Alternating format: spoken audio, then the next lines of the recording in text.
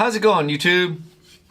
In today's lesson, I'm going to go over the one rudiment that everybody should know and the one rudiment that will make all your other rudiments easy and sound great.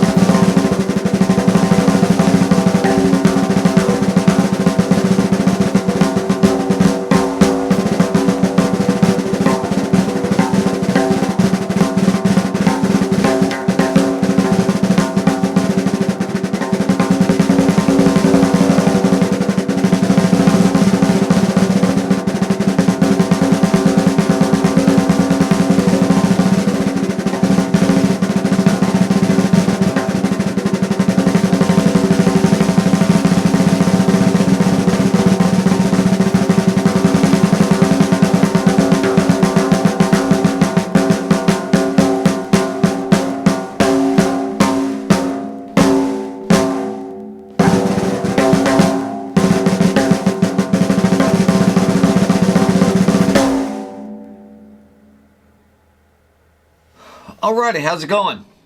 By that little intro there, you may have figured out what rudiment that I'm talking about. And after I come to this after thinking about my whole Why Rudiments series, and this isn't one that I felt like I needed to put on the drum set, so to speak, because once we go over it, you'll understand how it goes on the drum set.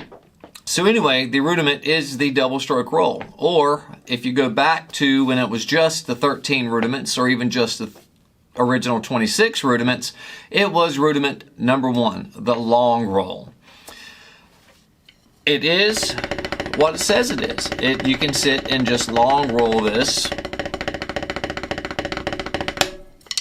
for however long you want. And a properly played double stroke roll will make everything sound good. You can come and play it quiet, bring it out loud, add it to some singles.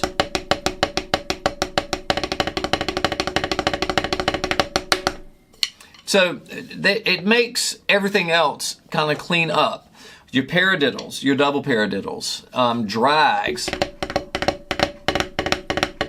anything that has a diddle or a double stroke with one hand, once you get your doubles nice and clean and nice and even, every other rudiment will start really falling into place and sounding great.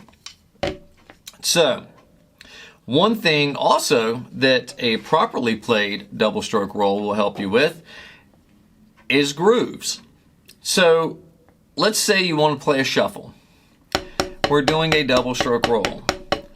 As you speed that roll up, if you take one hand away, you will notice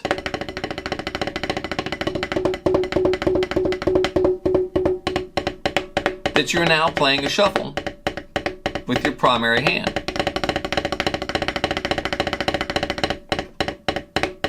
Now granted, it's a pretty quick shuffle, but it's still a shuffle. So if you go in and you start accenting that second stroke, that brings out that shuffle.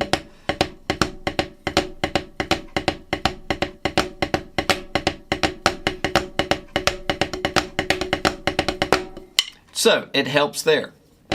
And obviously it helps with just simple rolls around the drum set. A nice snare roll with a double stroke roll, superb. I love hearing great sounding doubles on a nicely tuned snare drum. Whether it is a marching snare, an old marching snare like the one that I have behind us right there, or a kit snare. All of those old jazz guys, Philly Joe Jones, Joe Morello, Buddy Rich, Gene Krupa, all of those guys had really nice double stroke rolls. Joe Morello studying with George Lawrence Stone, going through the whole book of stick control. working through that, which I've said before, I'm heavily a proponent of stick control, and I have a lot of my students in stick control. But his rolls were fantastic. So to be able to get to a really nice roll, your hands matter. If you're squeezing up real tight up here, you're not going to get a good roll. These back fingers back here are going to matter on how that stick bounces. Being able to pull out that second stroke and being real light with your hands.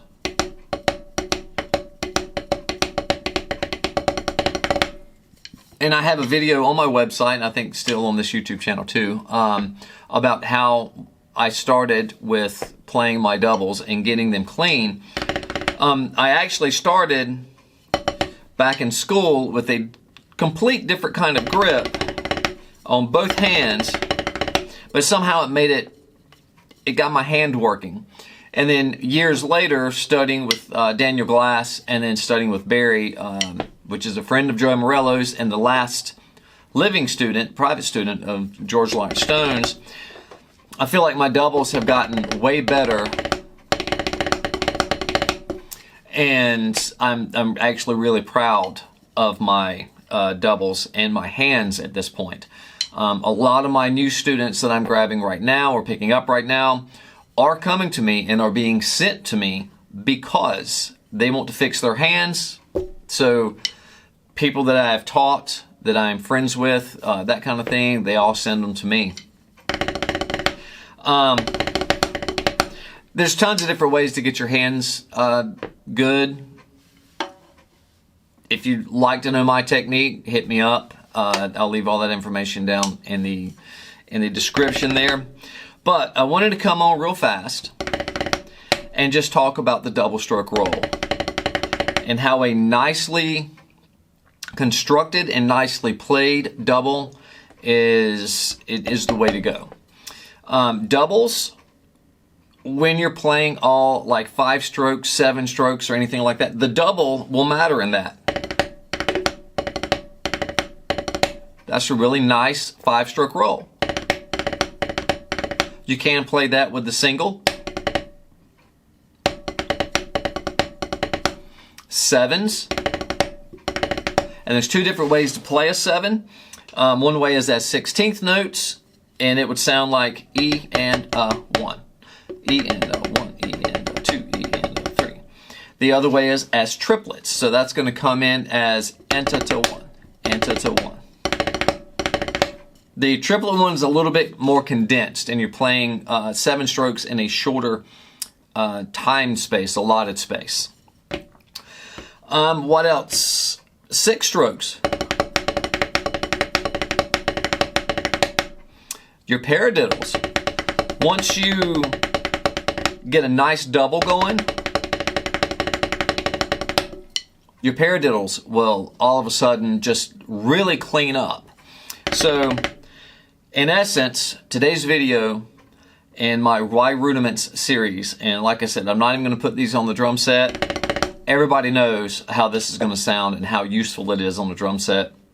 Hi-hat and ride, all of that, is to talk about the double and how important I feel like learning that double properly is the way to go, and it's going to help every one of your other rudiments. Whether you stay in the original 26 or you go through all of them, the PAS 40, or going through the new rudiments and hybrid rudiments that the marching crew is putting together these days. With that said, I hope all of you guys practice your doubles, get them nice and clean, bring out that second stroke.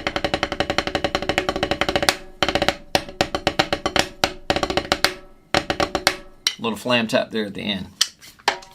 Bring out that second stroke. It's going to even up your double strokes, and once you get those clean, everything else will fall into place. So until the next video, happy drumming.